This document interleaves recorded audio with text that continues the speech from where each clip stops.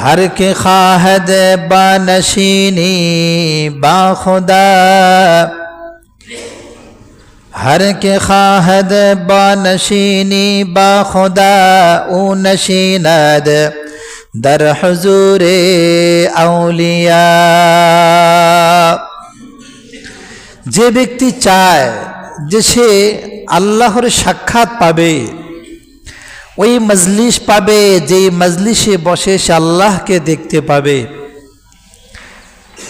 এমন কামনা বাসনা যদি কারো থেকে থাকে তাহলে তাকে আল্লাহওয়ালা ধর্মীয় ব্যক্তিদের সঙ্গে উঠা বসা করতে হবে। আসসালামু আলাইকুম ওয়া রাহমাতুল্লাহ। আলহামদুলিল্লাহ الحمد لله نحمده ونستعينه ونستغفره ونؤمن به ونتوكل عليه ونعوذ بالله من شرور أنفسنا ومن سيئات أعمالنا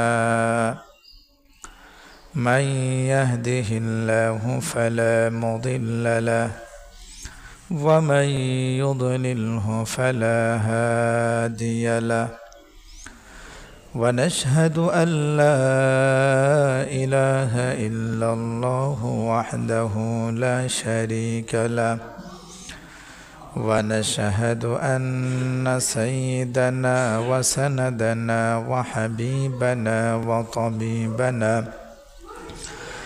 وطبيب قلوبنا ومولانا محمدا الذي أرسله الله تعالى بالحق بشيرا ونذيرا وداعيا إلى الله بإذنه وسراجا وقمرا منيرا.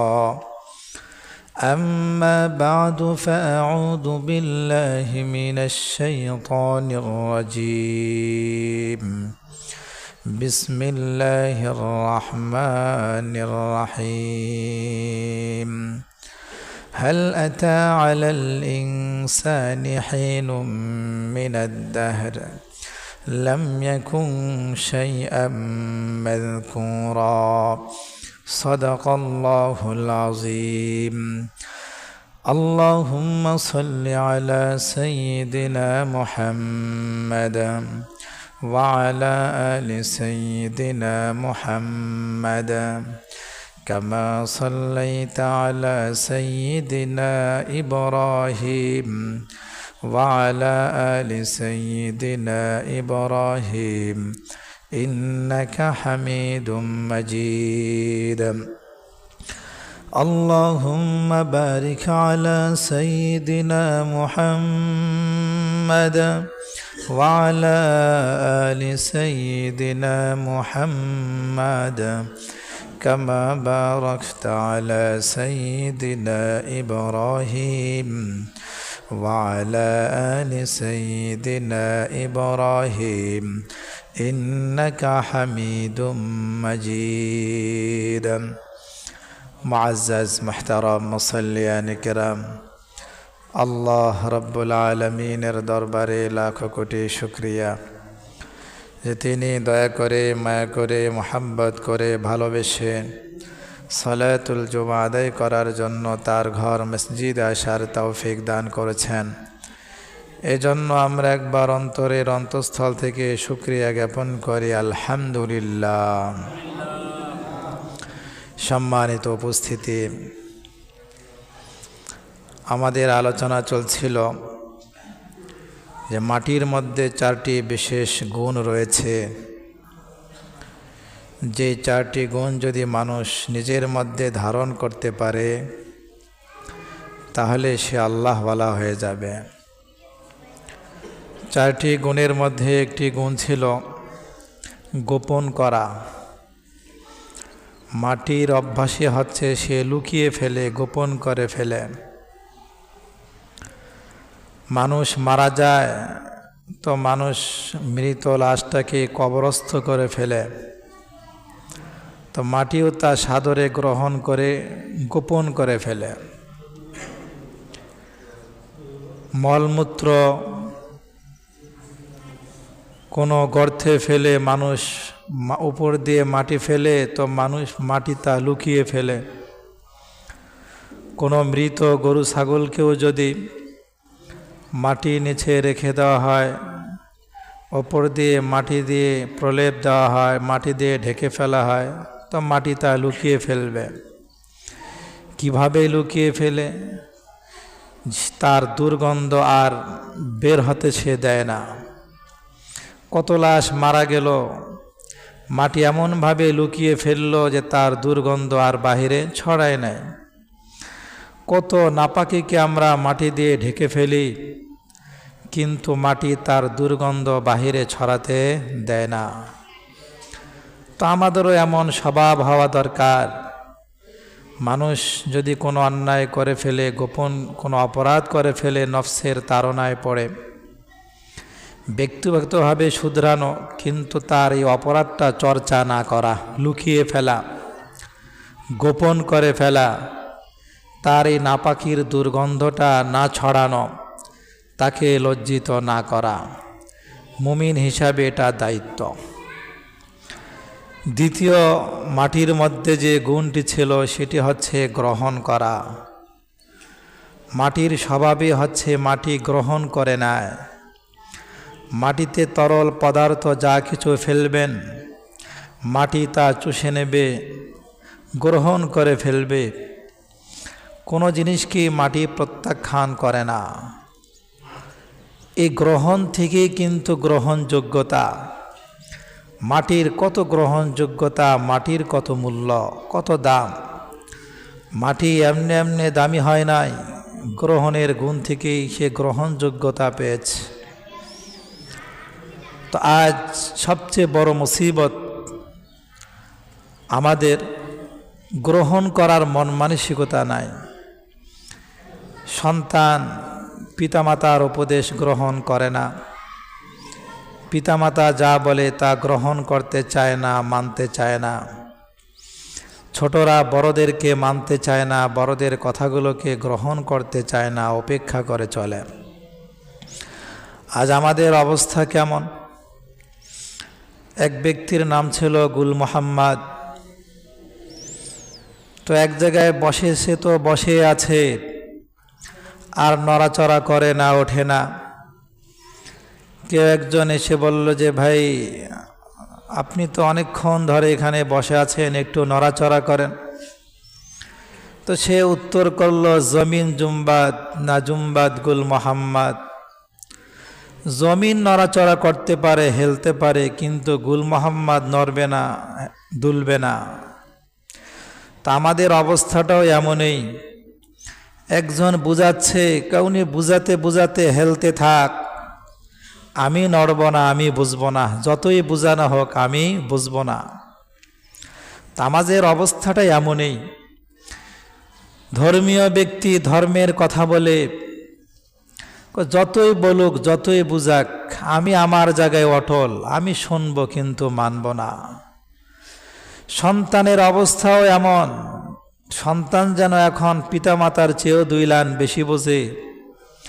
যতই বুঝাক, সন্তান তার জায়গায় অনড় অটল, সে বুঝবে না, পিতামাতার কথা তার ধরে না। এ হচ্ছে অবস্থা। আবার যদি সংশোধনের নিয়তে কোনো পদক্ষেপ গ্রহণ করা হয়, জনকল্যাণের জন্য বা কোনো সংবিধান যদি প্রণয়ন করা হয়, তাও মানতে নারাজ। কোরআন তো আল্লাহ রাব্বুল আলামিনের একটি ঐশী সংবিধান, যেখানে যেই সংবিধান অনুসরণের মাধ্যমেই মানুষের জীবনের ইহজগতের পরজগতের সকল সফলতা নিহিত। ব্যক্তি জীবন, সামাজিক জীবন, রাষ্ট্রীয় জীবনের সকল সফলতা, কামিয়াবি এই কোরআন নামক সংবিধানের মধ্যেই রয়েছে। থাকলে কি হবে? মানুষ কয়জনে মানছে, কয়জনে গ্রহণ করছে? দেশে আইন করা হোক যে এখন থেকে মেয়েদেরকে পর্দা করতে হবে, বেপরদায় বের হওয়া যাবে না। দেখবেন এর বিরুদ্ধে কত লেখালেখি, কত প্রপাগান্ডা। এই সংবিধানকে কত তুচ্ছ তাচ্ছিল্য করা হবে, তো গ্রহণ করার মতো তো কেউ নাই। চুরির বিধান কোরআনের আলোকে করা হোক, হাত কেটে ফেলা, দেখবেন এটার বিরুদ্ধেও লেখালেখি শুরু হয়ে যাবে।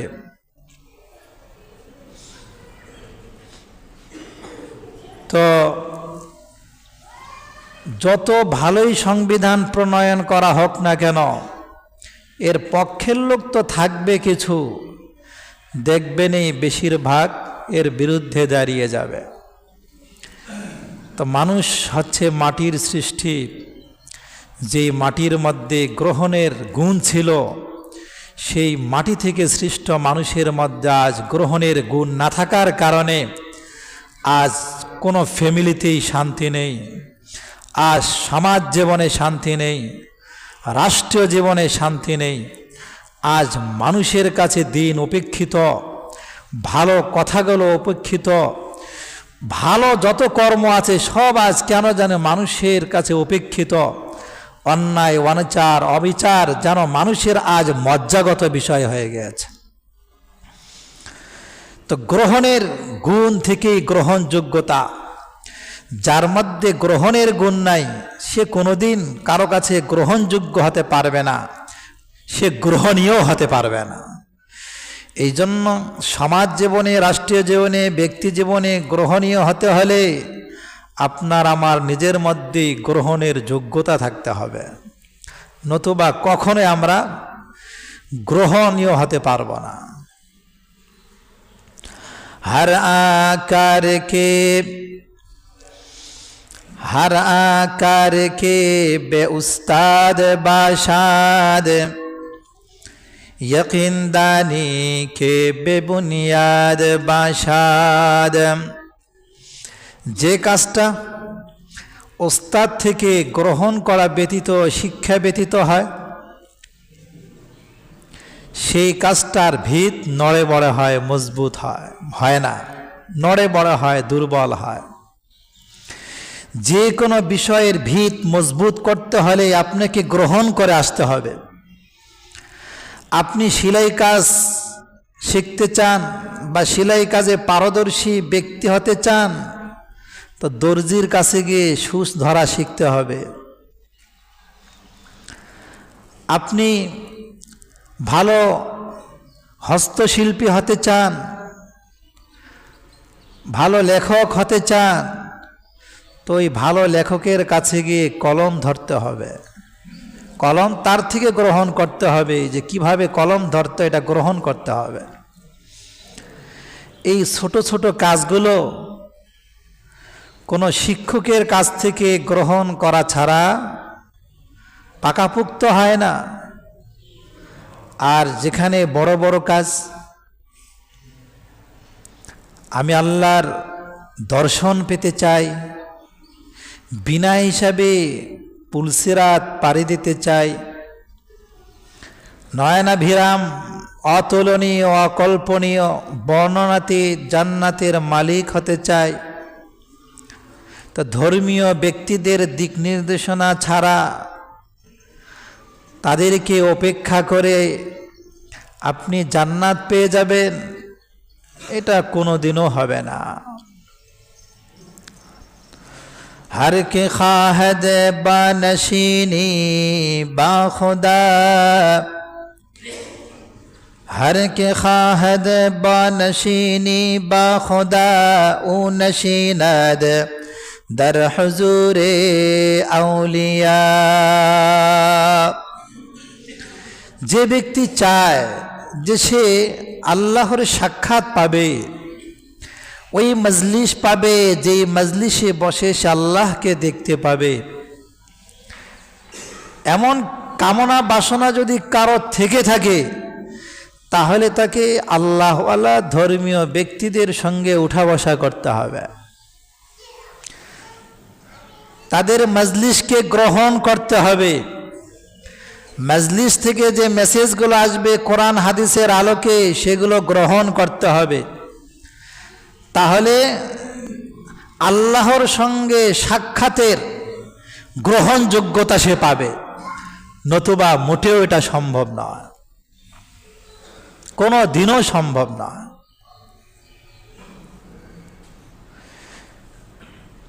দেখেন, আম গাছ, দেশীয় আম গাছ, সাইজ অত সুন্দর হয় না, আমের সাইজ সুন্দর হয় না, রং সুন্দর হয় না, ঘ্রাণ সুন্দর হয় না।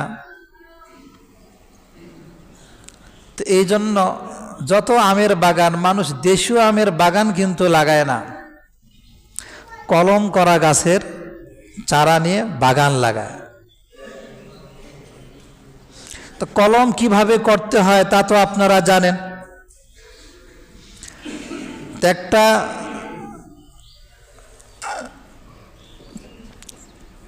চারা, কলম করা চারা যখন লাগায় তখন দেখা যায় তার বর্ধন গতি সুন্দর, তার থেকে যে ফল আসে ফলের সাইজ সুন্দর,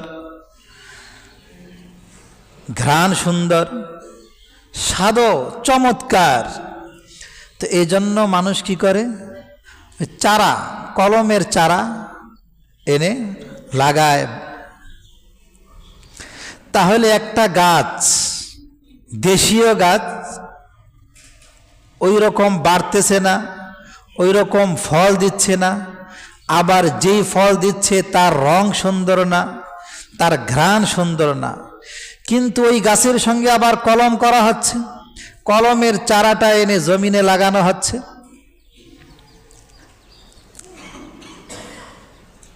তো এর থেকে যে ফল আসছে, ফলটা দেখতে সুন্দর, স্বাদ সুন্দর। তো জমিন তো একই জমিন, সেই তার শিকড় তো তেমনই, আগের গাছের চারার মতো তো এরও শিকড়। তাহলে জমিনে তো এক, শিকড়ও তো তেমনই। তো বেশ কম কি, সে কলম হয়ে আসছে, তার উপর একটা মেহনত হয়েছে, এখন সেই চারা গাছ থেকে সুন্দর ফল বের হচ্ছে। অনুরূপভাবে সাধারণ যারা মানুষ, কোরআনের জ্ঞান যার মধ্যে নেই, ধর্মীয় জ্ঞান যার মধ্যে নেই, এই ব্যক্তি যদি ধর্মের আলো পেতে চায়, তার চরিত্রকে যদি সুন্দর করতে চায়, তাকওয়ার নূর যদি নিজের হৃদয়ে আনতে চায়, তাহলে ওই আম গাছের কলমের চারার ন্যায় তার হৃদয়টাকেও আল্লাহওয়ালাদের মজলিসে গিয়ে নিয়ে লাগিয়ে দিতে হবে। ভালো মানুষের সাথে উঠা বসা করতে হবে। যদিও সে আম পাবলিক, কোরআনের ওই পরিমাণ জ্ঞান নাই, বিদ্যা নাই, দিনের আলো নাই, কিন্তু যার মধ্যে আলো আছে তার সংস্রবে গেলে ওই চারা গাছের ন্যায় একই মাটিতে বসবাস, কিন্তু সে কলম হয়ে এসেছে। এখন এর ফল ভালো, সুস্বাদু, দেখতে সুন্দর, মানুষ কিনতে আগ্রহী। তো এরকম কোনো ব্যক্তি যদি তার হৃদয়কে কলমের ওই আম গাছের চারার ন্যায় বানিয়ে ফেলে, আল্লাহওয়ালাদের কাছে গিয়ে, কোনো আলেমের সোহবতে গিয়ে বা নেককার আলেমের সাথে উঠা বসা করতে থাকে, সময়ের পালা বদলে দেখা যাবে আরে এর তো স্বভাব সুন্দর হয়ে গিয়েছে, এর মেজাজ সুন্দর হয়ে গিয়েছে, অথচ আলেম না, কিন্তু ওই কোরআনে জ্ঞানী ব্যক্তির যে চরিত্র, এরও এরকম চরিত্র হয়ে গিয়েছে, এখন সকলের কাছে সে সমাদৃত। অনুরূপভাবে গোলাপ ফুলের গাছ, দেশীয় গোলাপ ফুল দেখতে অত সুন্দর না, অত ঘ্রাণ নাই, সুবাস নাই, মাঝে মাঝে বিরক্ত হয়ে মানুষ তা উপড়েও ফেলে, কিন্তু যে ডালটা কলম হয়ে এসেছে তার ফুল সুন্দর হয়, দেখতে সুন্দর, ঘ্রাণ সুন্দর। এর পেছনের কারণটা কি? কারণ এর ওপর একটা শ্রম আছে, সে চারা হয়ে এসেছে, কলম হয়ে চারা হয়ে এসেছে। যদিও শিকড় একই জায়গায়, একই মাটিতে। তো এই জন্য গ্রহণের গুণ আপনার আমার মধ্যে থাকতে হবে। ধর্মের যে কথাগুলো বলা হয় শুনব, গ্রহণ করে তদনুযায়ী চলতে থাকব। আম গাছের চারা কলম থেকে এসেছে, গোলাপ ফুলের চারা কলম হয়ে এসেছে, এটা গ্রহণীয় হয়ে গেছে, এর ফল সুন্দর, ফুল সুন্দর। তা আমি যদি ভালো মানুষের সাথে উঠা বসা করি, কোরআনের জ্ঞানী জ্ঞানী যদি তার সঙ্গে যদি উঠা বসা করি, কোরআনী চরিত্র আপনার মধ্যে এসে যাবে, সুন্নতে নববীর চরিত্র আখলাক আপনার আমার মধ্যে এসে যাবে। এটাই হচ্ছে বাস্তবতা। এই জন্য গ্রহণ থেকে গ্রহণযোগ্যতা, এই জন্য গ্রহণযোগ্য ব্যক্তি যদি আপনাকে হতে হয়, গ্রহণীয় যদি হতে হয়, সকলের মাঝে যদি সমাদৃত হয়, সর্বোপরি আল্লাহ রব্বুল আলামিনের কাছে যদি আপনাকে গ্রহণীত হতে হয়, সমাদৃত হতে হয়, আপনাকে কোরআনের কথাগুলো শুনতে হবে, গ্রহণ করতে হবে, ওই অনুযায়ী আপনাকে চলতে হবে। এই গ্রহণের মন মানসিকতা যদি না থাকে, দুনিয়ার জিন্দিগিতেও গ্রহণযোগ্যতা কারো কাছে পাবেন না, আল্লাহর কাছে তো প্রশ্নই আসে না। এজন্য আল্লাহ রাব্বুল আলামিন বলেন, ওয়ালাউ আলিমাল্লাহু ফীহিম খায়রাল লাসমাহুম।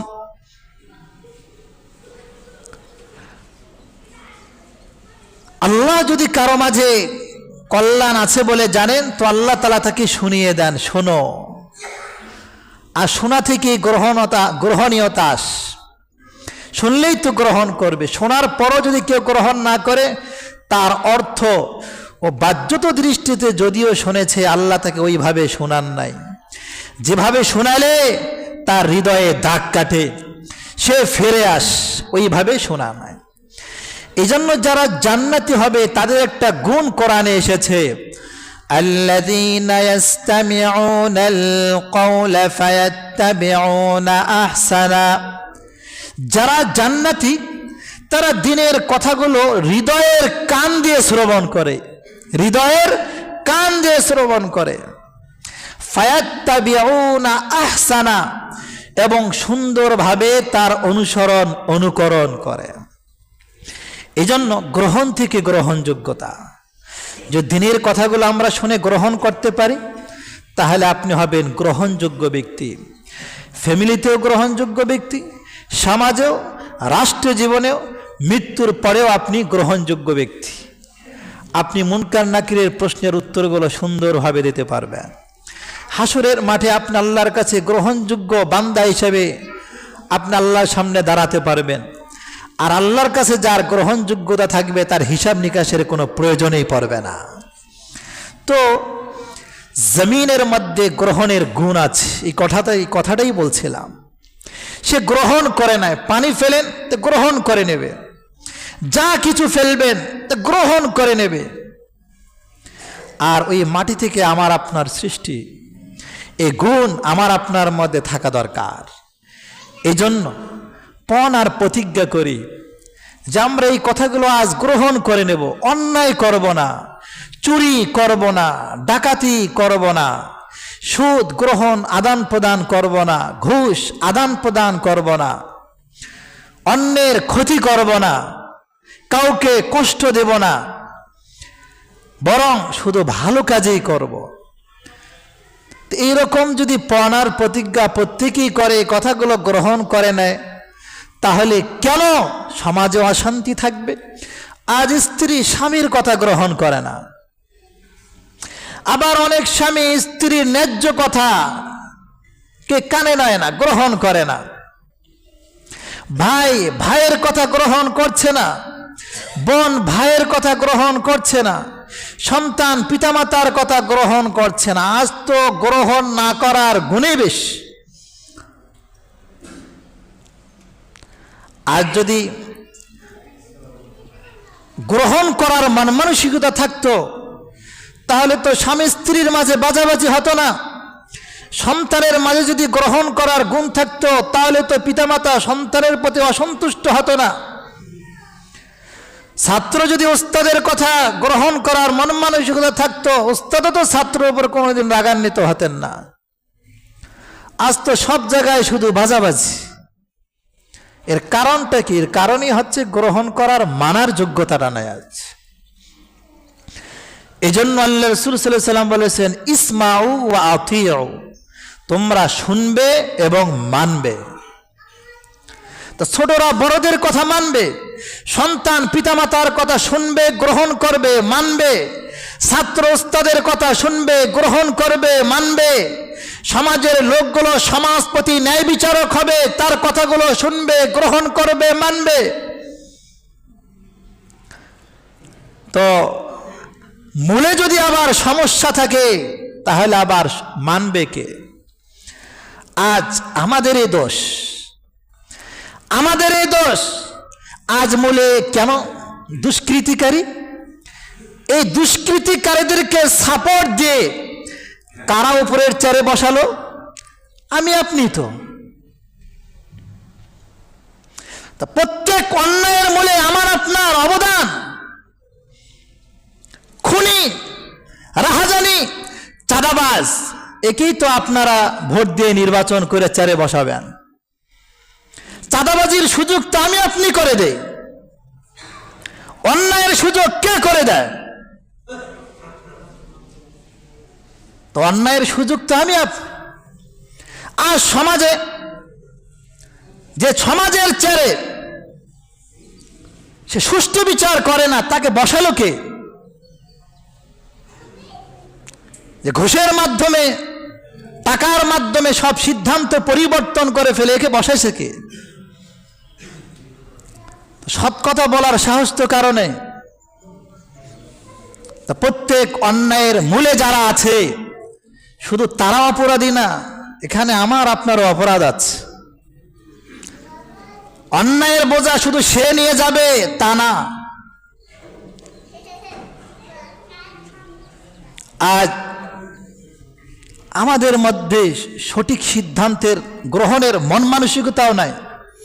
আমি নিজে দেখি লোকটা অন্যায়কারী, লোকটা জালেম, জুলুমকারী, শোষণকারী, এরপরও তাকে আমি নেতা বানিয়ে রেখেছি, সে অনুসরণীয় ব্যক্তি।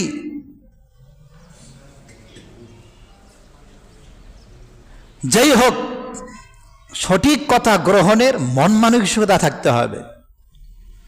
সমাজকে সুন্দর করার, ফ্যামিলি সুন্দর করার, সমাজ সুন্দর করার, রাষ্ট্রকে সুন্দর করার, সূচনা থেকে নিয়ে শেষ পর্যন্ত, নিম্ন গদি থেকে উপর গদি পর্যন্ত, এগুলো সুন্দর করার পেছনের অবদান আপনাকে আমাকে রাখতে হবে। আজ দেশে এত অন্যায়, অনাচার, অবিচার, কই কোনো অন্যায়ের বিরুদ্ধে তো দাঁড়াবার লোক নেই। এই জন্য গ্রহণের মন মানসিকতা নিজের মধ্যে নিয়ে আস। যতদিন বেঁচে থাকবো তো হক পথের ওপর বেঁচে থাকব। সমাজকে সুন্দর করার জন্য, রাষ্ট্রকে সুন্দর করার জন্য, দিনের আলোকে প্রত্যেকের হৃদয়কে আলোকিত করার জন্য, আল্লাহর মহব্বতে প্রত্যেকের হৃদয়টাকে টইটুম্বুর করার জন্য, প্রত্যেককে দিনের মুজাহিদ বানানোর জন্য, এবং দেশকে সেই বাতিল থেকে, সেই আগ্রাসী শক্তি থেকে রক্ষা করার জন্য যা কিছু দরকার, এটা আমাদেরকে অবলম্বন অবশ্যই করতে হবে। এই পদক্ষেপ আমাদেরকে গ্রহণ করতেই হবে। আজ কেন আমরা গোলামি করব? আজ গোলামির মন মানসিকতা, দাসত্বের মন মানসিকতা কেন থাকবে? মুসলমান যতদিন বেঁচে থাকবে সিংহের মতো মাথা উঁচু করে বেঁচে থাকবে, কারো গোলামি কোনোদিন গ্রহণ করবে না।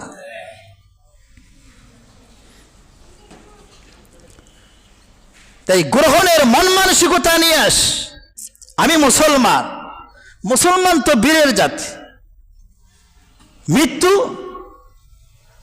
মৃত্যু তো অন্তরে আমার জান্নাত যাওয়া পর্যন্ত, মৃত্যু অন্তরায় জান্নাত পাওয়ার জন্য। একজন মুসলমানের বিশ্বাস মৃত্যু হবে তো জান্নাতে চলে যাব। তো আমি তো জান্নাতে যেতেই পারছি না মৃত্যুর জন্য। তো এই মৃত্যুটা যদি হয় দিনের জন্য, মৃত্যুটা যদি হয় হক কথা বলার জন্য, মৃত্যুটা যদি হয় ন্যায়ের কথা বলার জন্য, মৃত্যুটা যদি হয় জালেমদের বিরুদ্ধে কথা বলার জন্য, তাহলে এর চেয়ে বড় সৌভাগ্য আর কি হতে পারে? গ্রহণের মন মানসিকতা নিয়ে আস। আমার দ্বারা যেন কোনো অন্যায়কারী সহযোগিতা না পায়, কোনো অন্যায়কারী, কোনো জালেম আমার দ্বারা যেন সহযোগিতা না পায়। আমার কারণে কোনো জালেমের শক্তি যেন বিন্দু পরিমাণ না বাড়ে।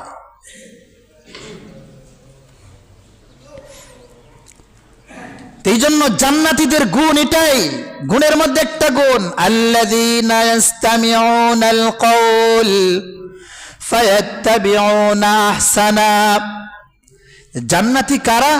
যারা ধর্মের কথাগুলো, দ্বীনের কথাগুলো, কোরআন সুন্নাহর কথাগুলো হৃদয়ের কান্দে শ্রবণ করবে এবং উত্তম রূপে তার অনুকরণ করবে।